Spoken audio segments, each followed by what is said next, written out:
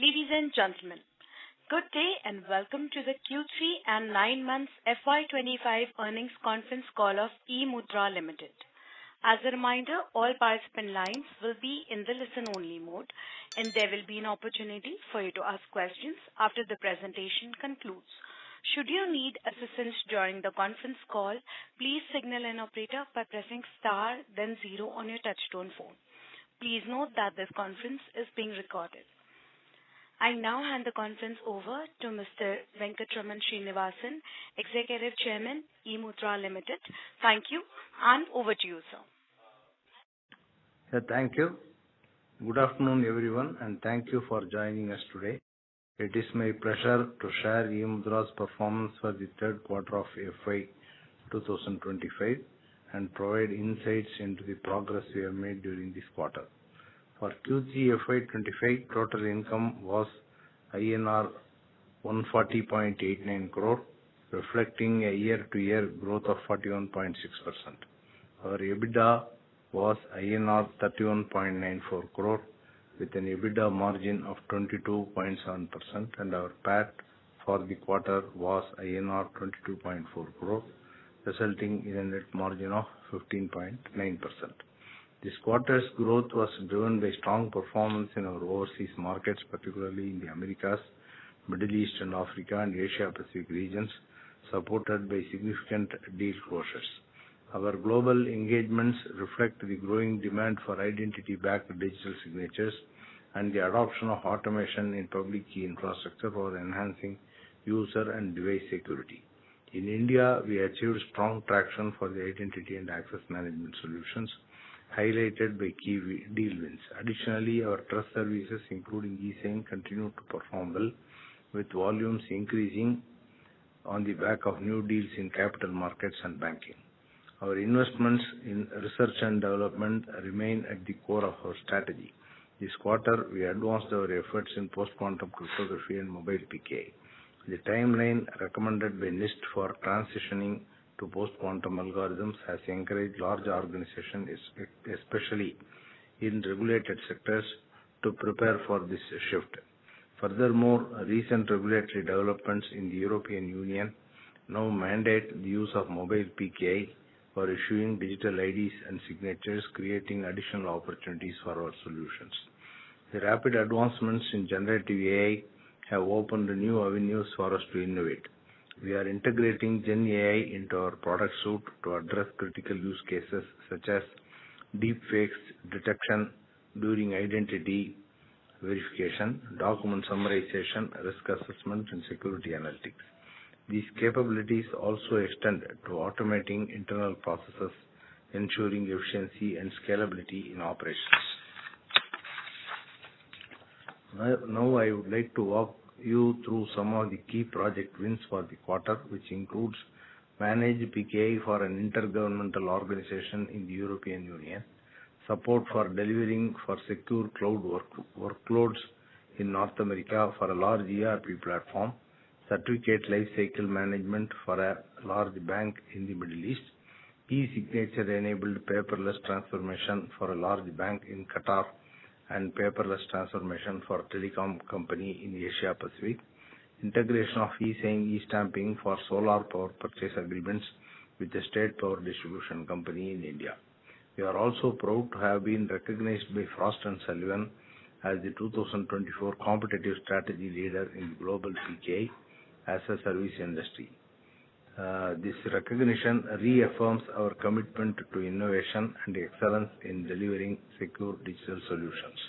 Looking ahead, we remain optimistic about the opportunities in global markets and will continue investing in R&D as public key infrastructure remains a critical element in the convergence of user and device identity, and we are well positioned to drive growth in this evolving landscape. Thank you, and now I invite Mr. Ritesh Raj Paryani to provide our CFO to provide a detailed overview of the financial performance for the quarter. Thank you, Chairman. Good afternoon, everyone. I am pleased to share the highlights of our Quarter 3 and 9 months financial year 2025 financial performance. Our total income for Quarter 3 financial year 2025 was INR 1,409 million, marking a 41.6% year-over-year growth. Gross profit for the quarter grew at 11% year-over-year to INR 714 million, with a margin of 50.7%. EBITDA for the quarter was INR 319 million, registering a 19.4% year-on-year growth with a margin of 22.7%. PAT grew at 11.9% year-over-year to INR 224 million, with a margin of 15.9%. Now turning to 9-month financial year 2025 performance. Total income for the 9-month financial year 2025 reached INR 3,785 million, representing year-over-year growth of 36.7%. The Enterprise Solutions segment generated a revenue of INR 2,928 million, while the Trust Service revenue was INR 797 million. EBITDA for 9-month financial year 2025 reached INR 952 million, representing a year-over-year growth of 18.8%, with a margin of 25.2%, and PAT grew at 14% year-over-year to INR 629 million, with a margin of 16.6%. Thank you, and we may now open the floor for questions and answer session. Thank you very much, sir. We will now begin with the question and answer session. Anyone who wishes to ask questions may press star and 1 on their touchtone phone. If you wish to withdraw yourself from the question queue, you may press star and 2. Participants are requested to use only handsets while asking a question. Ladies and gentlemen, we will wait for a moment while the question queue assembles. You may please press star and 1 to ask questions.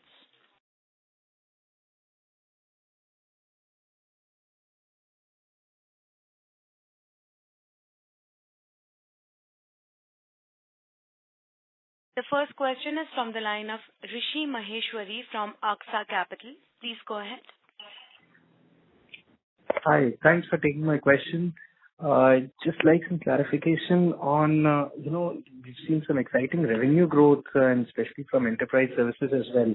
How is this not commensurate on the gross margins? So how do we reconcile the two? Last quarter, you had explained that, there have been some offs in terms of the trust services. I believe that's not necessarily the case this quarter, if I had to compare quarter-on-quarter. So why is that the gross margins have not, the gross profit is not increased commensurate to the top line? And when do you think, both will converge? Thanks. No, that point continues in this quarter also, because that arises due to the change in the CCA guidelines. So earlier we were selling at a net price to a partner. So in the top line, net price only will come. Nowadays, by the guideline, we are forced to sell at the retail price and then pay a commission to the partner. So that way, and the commission varies from 40 to 50%.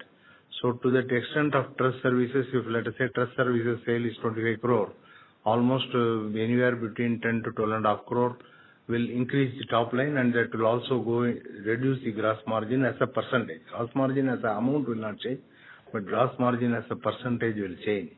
So that is a reverse situation, and that situation will continue in the next few quarters also, because the CCA guideline may remain the same until if it is changed at a future point of time. So that is what we explained in the last quarter. That situation continues also.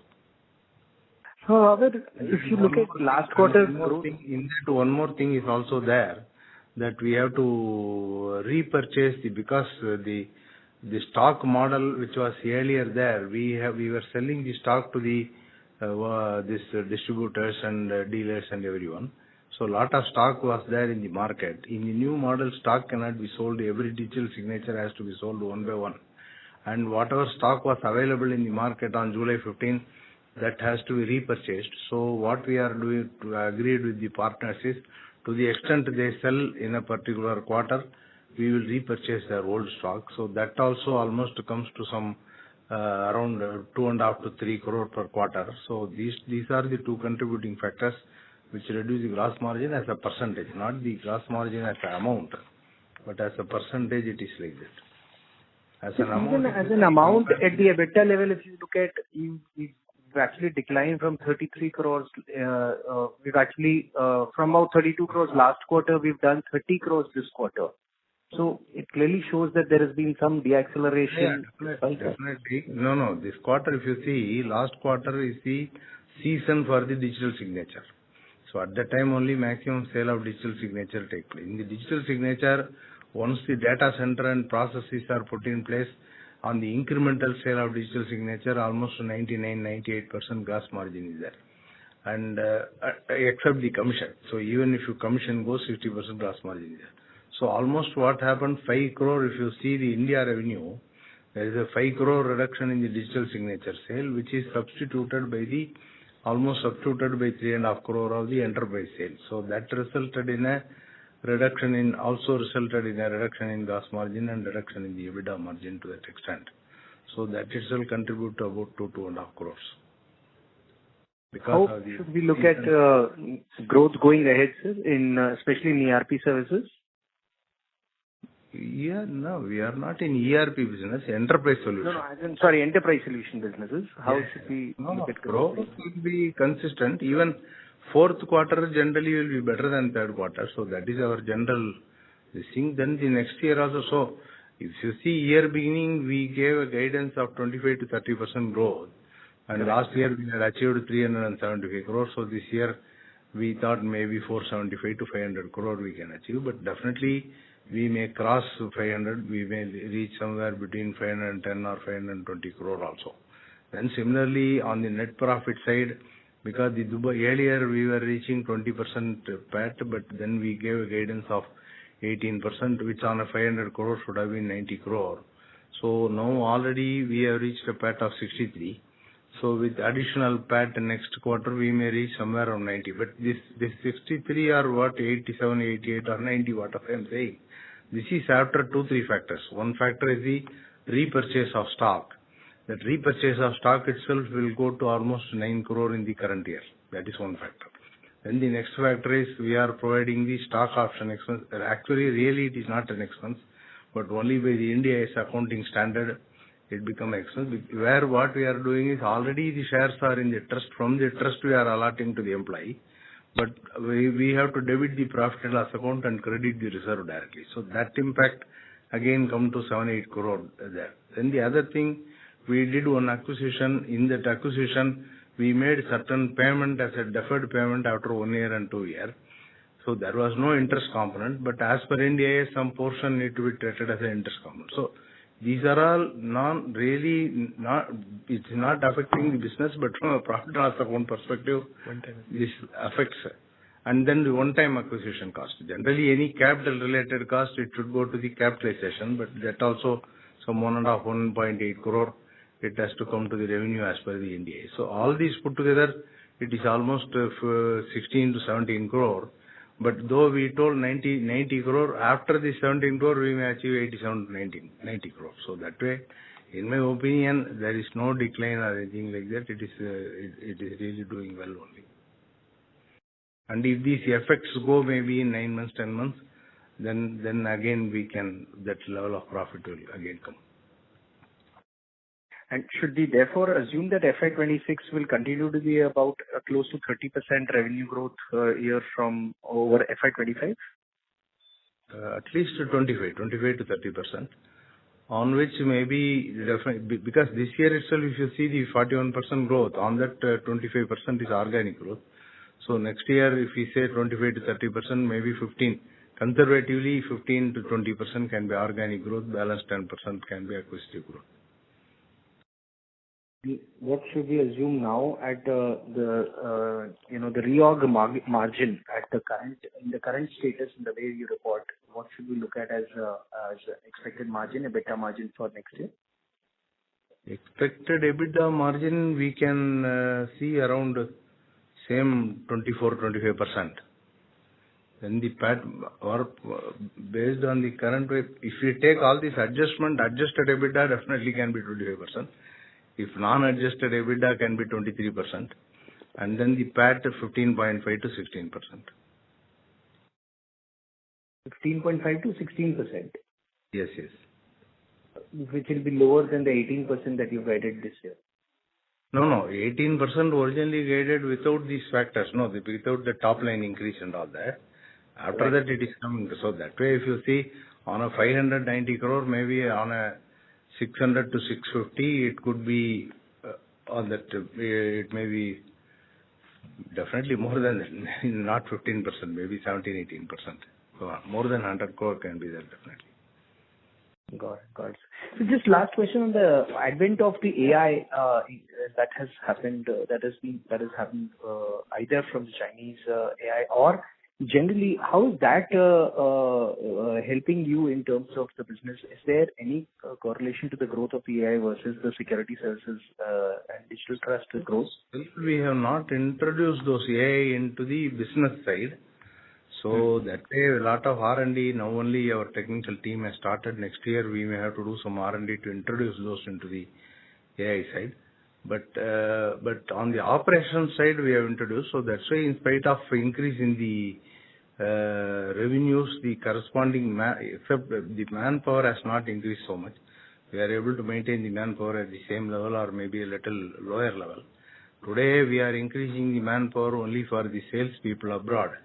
But otherwise, in the technology team, then the customer service team, operations team, everybody operate at the same level or even at a reduced level by usage of little bit of AI.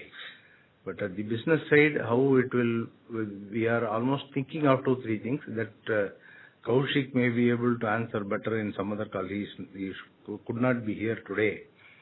So, sure. But we are thinking about that, how to use the AI in the business side. Got it. Got it. Thank you so much. Thanks for the candid answers. Thank you. Thank you. Thank you. Thank you. Participants, you may press star and 1 to ask questions. The next question is from the line of Surbhi from BWC. Please go ahead. Hi, thank you for the opportunity. So my question is regarding post-quantum cryptography. Could you spend some time helping us understand how is the product integration happening and the entire transition from legacy encryption algos to PQC? What kind of opportunity do we see there?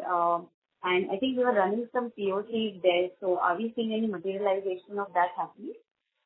No, still nobody has converted to post-quantum, but large organizations have started asking for POC. Particularly some 2-3 US organizations have asked, some Indian organizations have asked for the POC. Those things we have started demonstrating, and some others, another point which has come is how the dual current methodology and the PQC put together can be used. So that is another thing we are doing, so that they need not replace everything. The current RSA algorithm and the elliptic curve algorithm will also be there, and along with that the PQC algorithm will also be used. So it is combined and bundled into our MCA product already. So it will not be separately sold, but in the MCA product, that feature is also helping in bidding for the RFP and bidding for the large customers and all that, because the large customer don't want this as a separate piece. They want it as an integrated piece, so that whatever way it can be done, it will be possible to do. And that is the kind of model even our controller of certifying authority is advocating.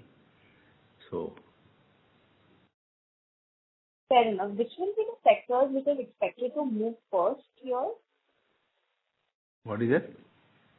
So which sectors you are expecting to get impacted first and be the first ones to move to PQC? Which are the sector which is going to affect? PQ, who will be able to PQC mainly large banks and defense. Okay. Yeah, defense sector and large banks.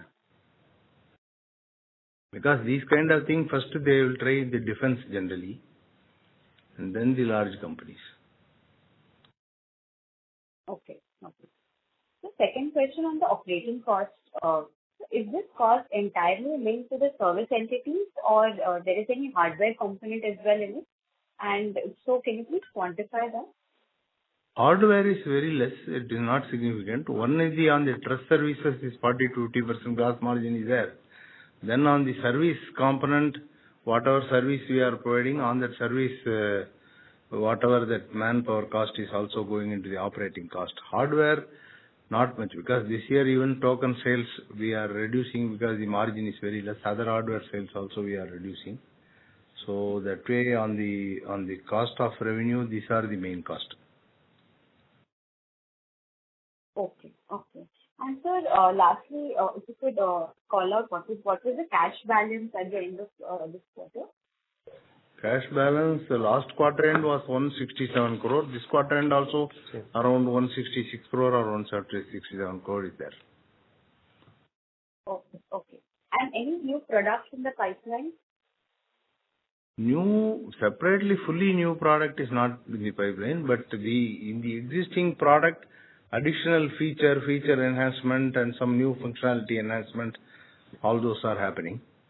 So that is how it is going. Completely new product is still not in the pipeline. Maybe next year something we may have to plan. Once these PQ, C-Mobile, PKI, FHE, everything stabilizes, then we will plan. Okay. Fair enough, sir. Thank you so much. Yeah, thank you. Thank you. The next question is from the line of Siddharth Mishra from Craigs. Please go ahead. Hi, sir. Thank you so much for taking my question. So first question is, if you can separate out the one-off expenses of 22 million this quarter, what were the components? How much was the notional interest on acquisition liability? How much was the stock provision? And if there is any other expense? Yeah, these one-off expenses, 3-4 expenses are there. Exactly the 22 million I'm not able to calculate, but I will explain one by one. Then later on our CFO can send you the full list of what are the one-off expenses.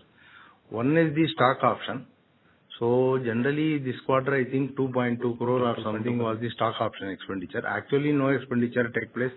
It is only debiting profit and loss account and crediting the reserve, because the shares are already purchased by the long back purchased by the stock option trust, and there is no new purchase in that, so it is not going anywhere. So this is one thing. Then the second thing is this acquisition of 295 International what we made. There were two components in that. One was the acquisition finder fee. So that finder fee again, as per in generally earlier days, this finder fee was also added to the acquisition cost and accordingly treated. But now our auditors told that finder fee has to be debited to the profit and loss account, but that didn't come in this quarter. That was in the last quarter around, I think, 1.5 crore or something. Then one more component in that was the when we did the acquisition, we made a payment of around 85-86%, and the 14% we deferred for 2 years, just to ensure that the commitment is there and they are with us and all these things. So that what happened was, as per the Ind AS, that whatever we deferred, that also had to be segregated at a notional interest rate into interest component and principal component, and that goes to interest. So that may be some 25-30 lakhs, 30 lakhs for that. Then one more thing, what is affecting the P&L account is the repurchase of stock. So that repurchase of stock again was, I think, this quarter 2.2 crore or 2.5 crore, something like that. So totally all these some 5-6 crore are affecting the current year profit and loss account. Understood, sir. Thank you so much. How long do you think the repurchase of stocks, will continue? Any indication? It may go up to September of next year, because otherwise if we commit to repurchase everything together, then suddenly we have to shell out all the money, and the partner also will not be focused on selling our stock. Because today too many competitors, some 13-14 people have come. So that's where we are saying we will not fully repurchase you. To the extent every quarter what you sell, that much only we repurchase. So that is where it may go up to next September. That is my view. But gradually the amount could be around 3 crore, 3-4 crore like that, or sometime it can come to 2.5 crore also. Got it. Very nice. And then, sir, if it is possible for us to break down the services revenue, like we did last quarter as well, and further into Icon and 295, rough numbers would also be helpful. The service revenue this quarter was around 43 crore or roughly around that. On the 43 crore, I think roughly this our own service revenue is 5-6 crore, and other Icon and 295 maybe around 37-38 crore. Understood. And equally divided into Icon and 295. Yeah, maybe 1-2 crore here and there. I don't remember, but Sure. Yeah, very helpful, sir. And I think Icon has been doing decently well. So is there any plan to maybe, because we own, I think, 51% there, right? Like maybe any plan to own full Icon in the future? No, as of now, there is no plan. There is no discussion with them also. So it is continuing and doing well. So because if we pay this 51% also, then we have to shell out the cash we are preserving. As long as this works well, this is okay. Otherwise, we may have to buy. Understood. Is there any limitations that you see from just 51% share? I mean, it's still majority, but informing deals, going after customers, is there any limitation that you see? No, there is no limitation. They are also professional people, and because of us, in this company also additional revenue is coming because of our products. So they sold our product in universities and other things. For that, all services have come into the Icon itself. So on that, they are also 49% owner. So that way, they are okay, no problem. Got it. Helpful. And sir, the AWS partnership that we had announced, last quarter, any update there would be very helpful. Which partnership? This image on AWS. AWS, that is progressing, but still, I would not say that it is progressing the way we wanted, a little bit progressing. So we are having constant meeting with them and seeing how they can push more sales through their channel. But they are expecting us to push their Amazon service through our channel. So this is where it is.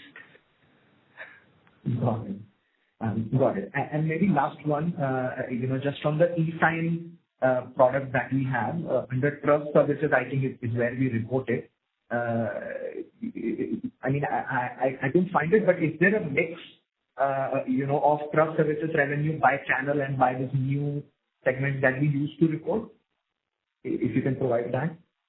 I didn't get the question properly. Can you repeat? So this revenue breakup in trust services, we used to earlier report trust services by channel, trust services by retail, and then new products which include eSign and SSL TLS certificate. Can we provide that mix or is it not relevant anymore? Now that retail and channel has become irrelevant because what has happened? Earlier retail we were selling at 2,000 to 3,000, channel we were selling at 300 like that, 300 to 400. Now the Controller Certifying Authority has told that you have to always sell the end customer and at a single price which is published in the website. We cannot differentiate the price also. So because of that bifurcation became irrelevant because on everything same realization is there. So this is one. Then the second thing is the eSign and new product. What is happening now? The eSign is combined with the solution mSigner and then eSign and e-stamping, all these things. So now eSign we are classifying along with the mSigner and also the e-stamping. So that is where that also we have started putting in the enterprise solution. But alone, if you see, eSign itself could be in 9 months, it could be a 10 crore or 11 crore revenue. Yeah. Understood. So very helpful. I think that those were my questions. Thank you. Yes. Thank you. The next question is from the line of Rohan Vora from Envision Capital. Please go ahead. Hello. Hello, am I audible? Yes, Rohan. Yes. Yes, sir. Thank you for the opportunity. So the first question was on the two acquisitions that we had made, Icon and 295. So yes. What we had said was that in the first year of acquisition, we would like to, reach 4 or 5 clients and, a target revenue that we had in mind. So are we on track to do that? Was the first question. Yeah. Mainly some 4 or 5 universities we have reached and they have also reached the other client to whom we have sold. So almost if you see last year, our own product sales in the US market was around $5 to $6 million. So those were mainly because we didn't have any base in US. So these were all client introduced through them. So that was good. And similarly, the second acquisition, now 4 big customers they have introduced. So in that we have started working with them. So 1 or 2 may materialize now in another 1 or 2 quarters. So that way it has been good.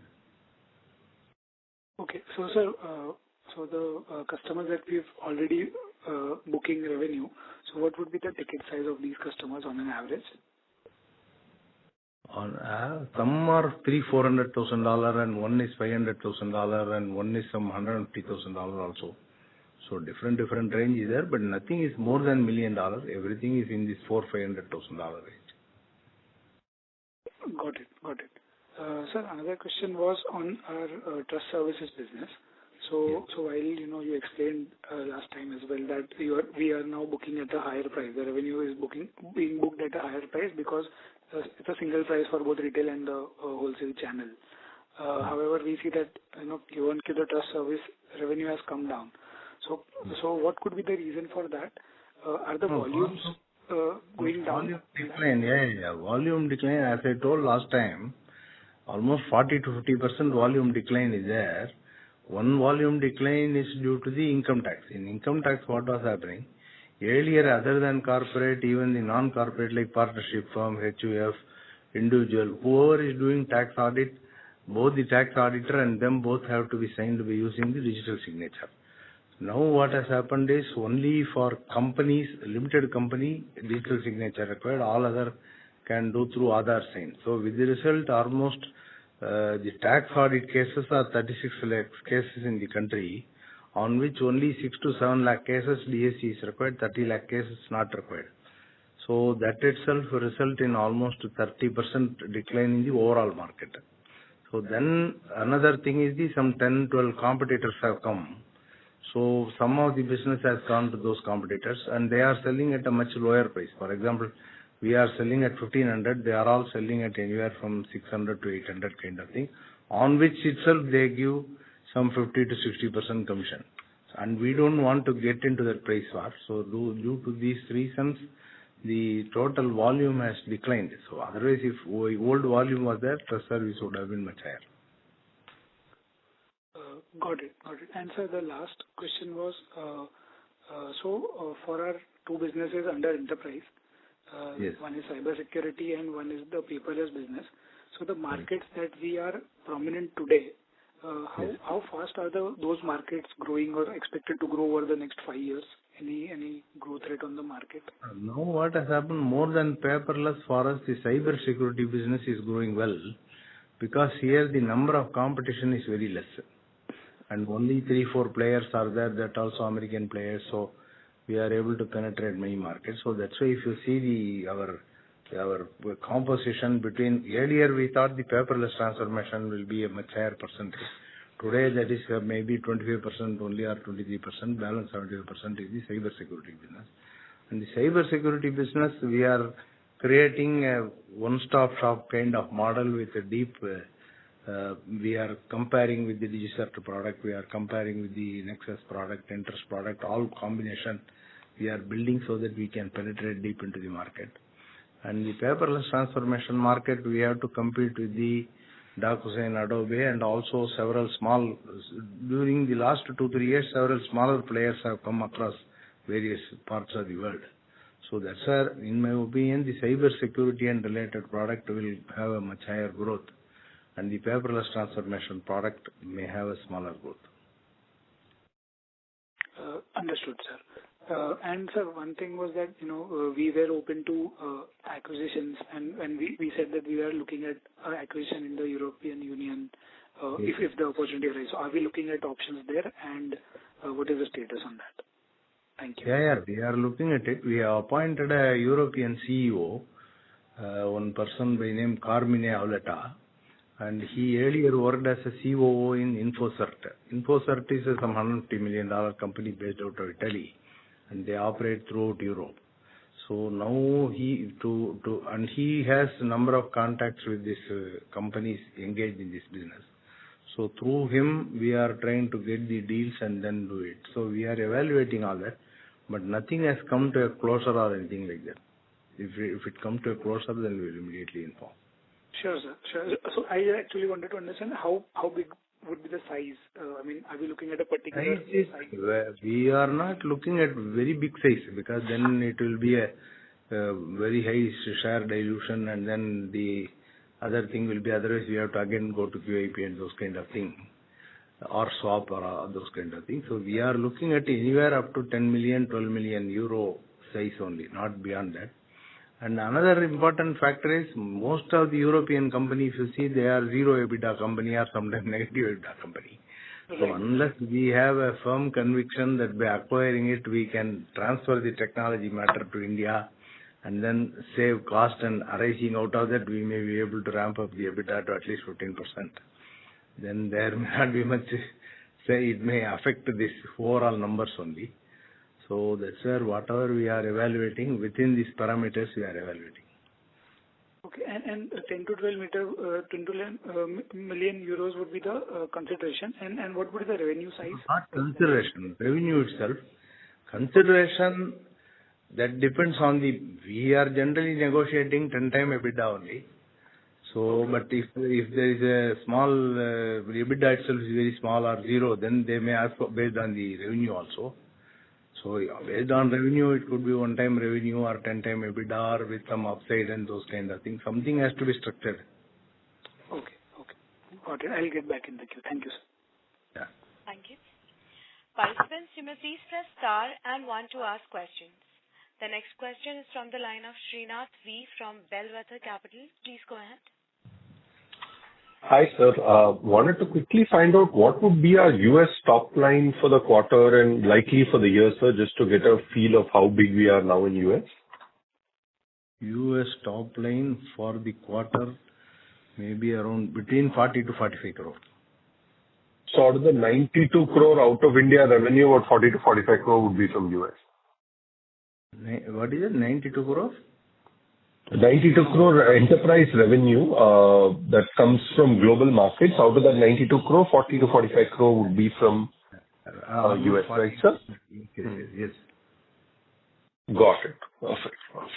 And wanted to understand what is the size of the CLM business, sir, right now, and wanted to understand how do you see the growth in this business over like a 12 to 18 months window. No, there are CLM, it is sold to a lot of large organizations. So, for example, in India, State Bank, LIC, these kind of organizations, and globally also a lot of Qatar commercial bank. So, like this, each organization where it is sold is all large organizations. So, we expect a good traction and good growth on that business. Okay. How large could that business get, sir, over a 2-3 year window? 2-3 years, it depends on, because you see, everything, how much marketing and how much people we can spend, it depends on that. So suddenly we don't want to put also. That's why another model what we are trying is how to strengthen global partnership model, and then whether we will be able to enroll some 1,000 partners across the world. So or 2,000 partners across the world. So trust for last 6 months, that kind of stress we have started getting, doing. But it will take, instead of putting our own salespeople, because we put our own salespeople in the foreign geography, they are very costly. So already we have put almost some $600,000, $700,000 or $1 million people in the US or more than that. So similarly, we have to put in every geography. In Europe, if you have to put, each person will cost 300,000-400,000 euro. So these kind of things. That's why how to enroll more partners and put number of partners and give more commission and get the lead. This is another thing we are thinking. So that way we can penetrate more. Got it. And these partners are largely SIs or, resellers, or what were the kind of partners are we tying up with, sir? Both are there. SIs are one side, but more than SIs, a lot of resellers are there. So we are analyzing them into various buckets. Which kind of partner, what kind of thing they are doing, what is their contact, whether that contact will be helpful to us in penetration, whether they are working with the CTO, CIO, or they are working with the business users. If they are working with business users, we can push emSigner. If they are working with CTO, CIO, we can push the CLM solution. So that way classifying everybody, and the system integrators predominantly will be on the CLM solution. So wherever they are bidding large bids. So from both sides of how many bids are happening in various geography, in each bid who are the system integrator, can we go through that system integrator? That is one approach. Another approach is who are all the partners dealing with the IT departments of large companies and large banks. through that partner can we reach the bank or the large company. So all the approach, classifying the partner in a different way, making a partnership program, enrolling them and working out a commission structure. All this has been done in the last 6-7 months. So, and it has started working. And also we are classifying the partners into strategic partner, growth partner, other partners. So that way, without much fixed cost, we may be able to reach the global reach. Got it. And so what would be the gross margin in this product for us so that to understand how much we could reinvest, sharing economics with partner broadly to get a feel, sir?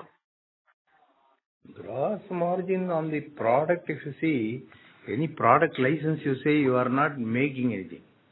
So if let us say 100 rupees you are selling a product, including implementation. On that 20 rupees maybe or 30 rupees implementation, the 70 rupees or 80 rupees, this will be a full margin to us because upfront all the other cost is already spent.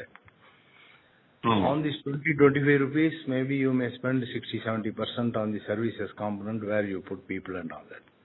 So that is where on the product alone, even 30-40% gross margin of the sale value, generally 25-30% can be paid to partner.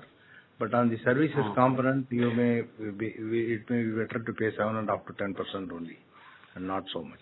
So that is how we are negotiating. Got it. So the service component in these deals will be done by our service entities in US, or you would let the partner do it through their service entities? How would all of this work, sir? Up to now, that kind of partner still has not evolved. Partner who understands this cyber security business and able to implement by themselves. So that's where we have to implement now, as of now. But over time, we want some of the strategic partner, we want to train them also. And then, for example, now Tech Mahindra, we have signed the partnership agreement. So there, because they are interested in selling the product and getting the service revenue for themselves. So then how do we train them very deep so that they are able to go and implement? But all the partner will not mature to that extent. Only some big partner will mature to that extent. Got it. Given we are putting, all of this together, sir, in form of partnership and a physical presence there, wouldn't it ideally mean accelerate going forward, especially in cybersecurity? Would that be a fair assessment, sir? Yes. Because that is where the good profit will come. Got it. Perfect. Last one, sir, on acquisition. Given now that we have service entities, so would it be fair to assume that US we may not need any more, capability addition or people addition, and largely acquisitions would be outside of US, or how do you look at it, sir?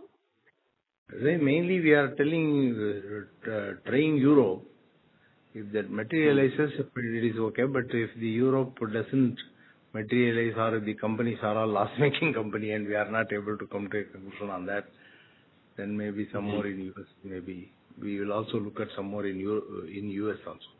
May not be necessarily service industry. Maybe some product or some certifying authority kind of company and those kind of things. Got it, sir. Just last one, sir. Wanted to understand this quarter, emSigner has done very well in the enterprise business. Significant quarter-on-quarter and year-on-year growth. What were the key wins in the paperless business this quarter? What was driving it? One would, felt that growth in that business may not be as good as what you're reporting. So wanted to understand what's driving growth in paperless business. Driving growth in India, a lot of deals are driving the growth because in emSigner, we have made it capable of as a combination of e-signature plus e-stamping plus workflow. Because of that, during the last 7-8 months, a lot of banks, a lot of brokerages, and also a lot of fintech companies have come to us. So that is where in India it is developing. Even we are also redefining the product to go into the retail. So that retail, any rental agreement, any agreement, so even all the lawyers and chartered accountants can become partners. And through that partner, even transaction-wise, it can be sold. Only even one transaction, they can come through emSigner. 5 transactions, they can come through that model. We are reworking the product. So once that is there, it can also get good. So this is broadly for loan documents, sir, e-stamping. Yeah, e-stamping plus e-signature with workflow. Got it. Got it. Cool, sir. Thank you. Thanks for your time, sir. I'll get back into the question queue. Yeah, definitely.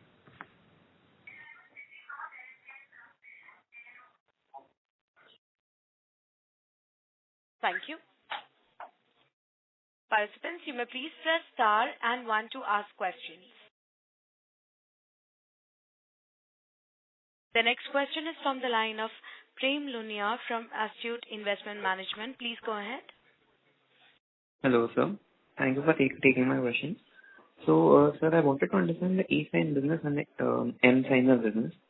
So, the number you said that there was around 9 to 10 crore of business in the 9 months. This was for the e-sign, or there is some part of M-signer as well in this?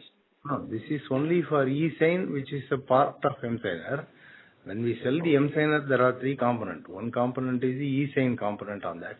E-sign itself, you see today, we are almost giving e-sign of 1,50,000 e-sign per day. And that fetches some 5 rupees kind of thing. So that level of e-sign will take around 10 crore. Then the M-signer has the other component, which is the workflow component, and also where we are integrating the e-stamping into that. That e-stamping is going through the NESL. So per document, there we are also charging some 30 rupees, on which some portion is to be paid to NESL. But the stamp paper, that is not coming in top line. Stamp paper money also we are collecting, but that directly goes into the stamp paper. So that doesn't come into the top line. But these two portions come into the top line.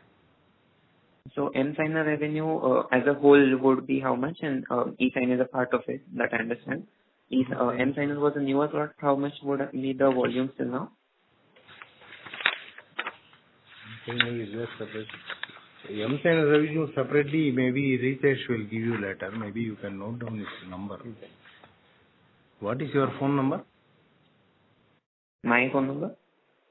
Yeah, because Ritesh can telephone you and give that number. Okay. 866. 966, 866. Okay. 86. 18543. Yeah, he will, after the call, he will get the number and telephone you. Sure. What also I wanted to understand the e-sign landscape as a whole. As you told that many competitors are coming in, and also in the M-signer similar products are coming in by competitors.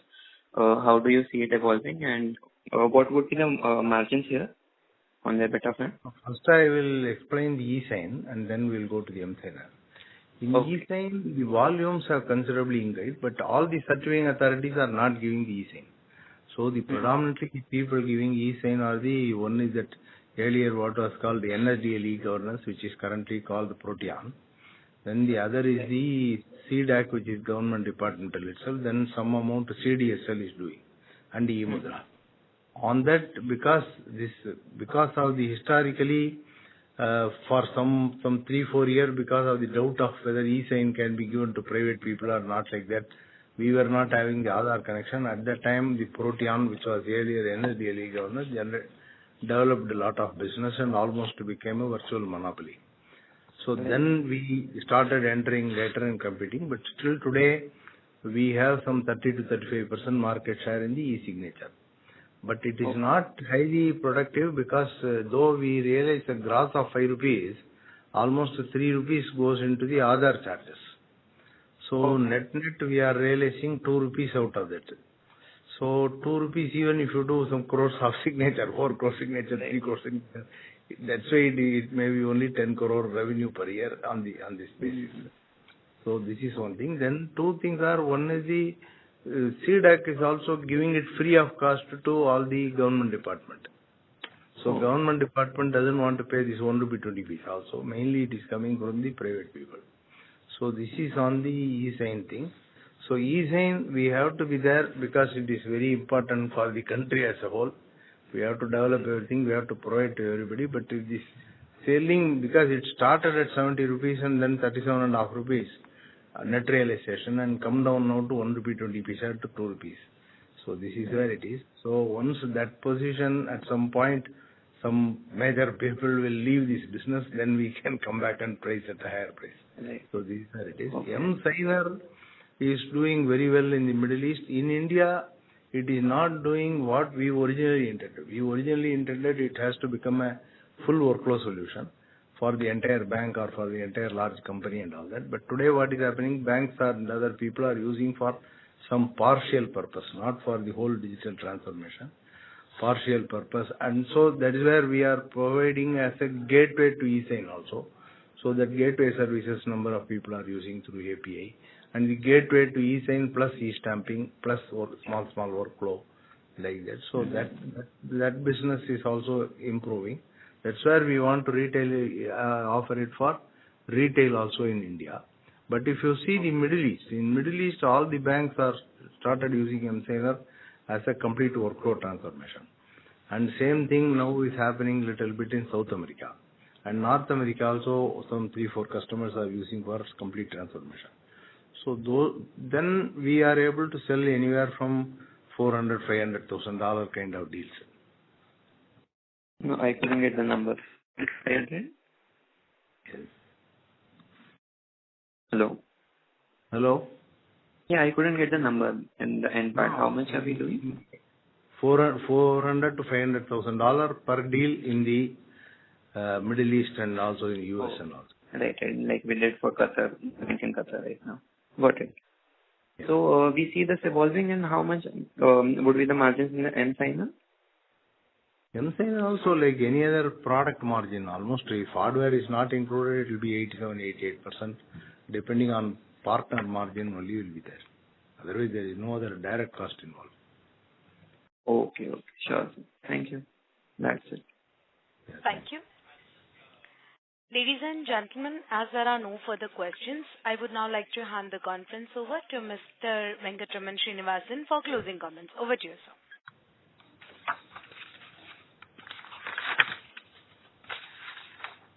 I would like to thank everyone for joining the call today.